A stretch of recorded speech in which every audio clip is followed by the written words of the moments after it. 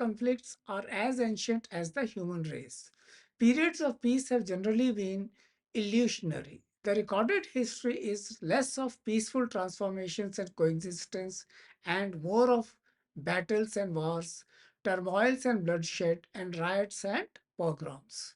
Even during the prehistoric times, invasions and battles were commonplace.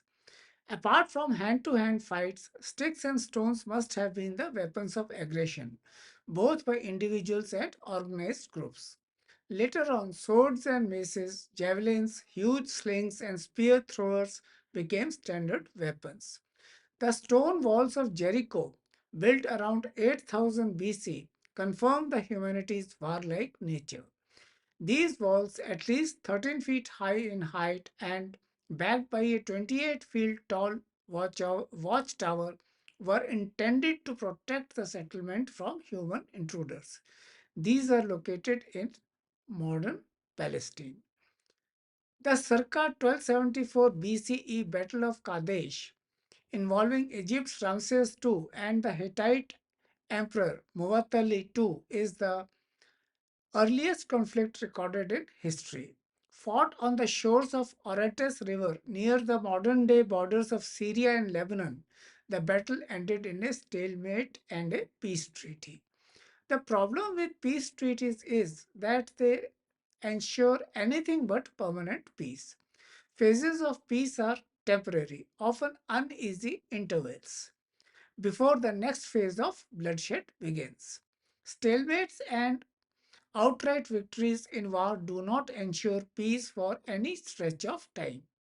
Otherwise, the two world wars either would not have happened or at least ensured permanent satiation of bloodthirst, which has not been the case. Today, thanks to the lopsided priorities of global media, Ukraine and Palestine dominate the news headlines. But there are many other conflicts which have been tearing apart our world for decades. These conflicts are either internal to a country or international in character. Different agencies like the Global Conflict Tracker, Revised Sociology, Rule of Law in Armed Conflict online portal, and others regularly enumerate conflicts of different parts of the world, conflicts in different parts of the world. These data tell us that prominent arenas of conflict involved Egypt, Iraq, Israel, Libya, Morocco, Palestine, Syria, Turkey or Turkey, Yemen, and Western Sahara. Wars and conflicts have been going on for months and years in Ethiopia, Democratic Republic of Congo, Senegal, Cameroon, Burkina Faso, Mali, Mozambique, Somalia, Kenya, Nigeria, and the Central African Republic. Most of the conflicts in Asia relate to territorial disputes involving India, Pakistan, China, Myanmar, Afghanistan, Taiwan, Japan, Philippines, and several others. Colombia has been suffering from a series of internal armed conflicts for decades now. Drug cartels and criminal gangs have been destabilizing Mexico for years. Other Latin American countries like Costa Rica, Chile, Bolivia, Peru, Argentina, Salvador, and Brazil have been facing either international disputes and conflicts or internal disruptions. In the Western world, Canada's Quebec remains a potential hotspot. When I say Western world, I mean the developed world, the North America and Europe. In Europe, Ukraine, Cyprus, Greece, Austria, Azerbaijan, Belgium, Bosnia and Herzegovina, Croatia, Denmark, Finland, and Russia are facing international or internal conflicts. What could the reason for these conflicts be? Traditionally, we have ascribed these to colonial legacies, and rightly so. But there have been other factors at play too. Of course, Russia was never a colony of any world power, any other European or American power, and many other European countries too. So even they are facing conflicts, experiencing conflicts and disruptions, bloodshed too. Apart from tough battles among major powers like China, Russia, and the NATO, there is a scramble for natural resources on land and sea. This rivalry can turn into a full blown international war at any time. Of late, China has been flexing its muscles in the Asia Pacific and Indian Ocean regions, provoking the NATO powers to deploy their strategic assets there. This provides justification for the phenomenal increase in expenditure on armaments. India, Japan, Australia, USA, UK, France, China, and Russia are ratcheting up their defense expenses to unprecedented levels. The USA has been the main culprit when it comes to asserting hegemonic ambitions, buttressed with the need for feeding its gargantuan military industrial complex. According to Noam Chomsky, Americans have used military power or funded the use of military force in over 50 countries since the end of World War II. USA has over 1,000 military bases worldwide and is by far the biggest aggressor since the last century. I'm talking about after World War II.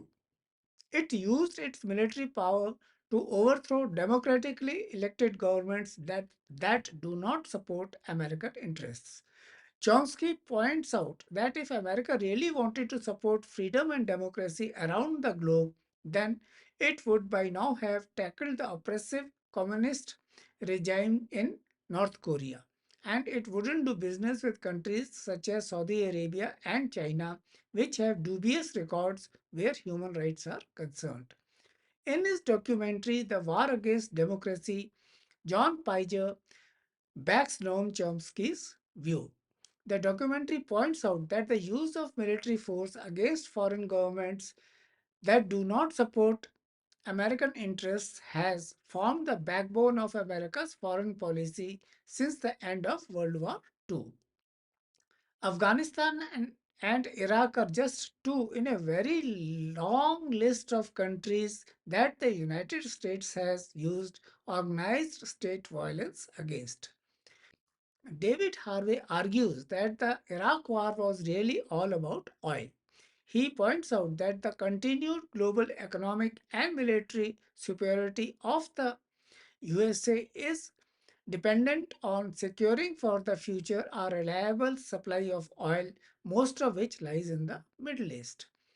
Naomi Klein avers that the American government uses war to destroy infrastructure in developing nations so that American companies can make a profit out of rebuilding that infrastructure. Klein points out that Dick Cheney, Vice President of the United States, when the US went to war with Iraq, was also CEO of a corporation called Halliburton, a company which won $2 billion worth of contracts to build Iraq after the war. Be it hegemonic ambitions or simply greed, the USA has been the most aggressive power since the end of World War II. Let us take a look at the countries bombarded by the Americans so far, bombarded or invaded. As, as the list shows, the USA had attacked many of these countries on more than one occasion. China in 1945-46, Korea in 1950-53, again China in 1950-53, Guatemala in 1954, Indonesia in 1958, Cuba in 1959-60, again Guatemala in 1960, Belgian Congo in 1964, again Guatemala in 1964, Dominican Republic in 1965, Peru in 1965, Laos from 1964 to 73, Vietnam from 1961 to 73, Cambodia from 1969 to 70, Guatemala from 1960, again Guatemala, earlier to it has come, from 1967 to 69, Lebanon from 1982 to 1984, Grenada from 1983 to 1984, Libya in 1986, El Salvador 1981 to 1992, Nicaragua 1981 to 1990, Iran 1987 to 1988, Libya 1989, Panama 1989-90. Libya has been attacked earlier also. Iraq again 1991, Kuwait 1991, Somalia 1992-94, Bosnia 1995, Iran 1998, Sudan 1998, Afghanistan 1998, Yugoslavia, Serbia 1999, Afghanistan 2001, Libya 2011, and this list is by no means exhaustive. And it will take a series of documentaries to explain the reasons behind such ruthless aggression on the part of United States of America. What we have been witnessing in different parts of the world are manifestations of the Americans and its NATO allies' tendencies towards intervening in the affairs of different countries and regions on the pretext of restoring democracy or bringing about global order and peace. We know this is simply not true. Thank you for being with me. I shall come back with another video very soon.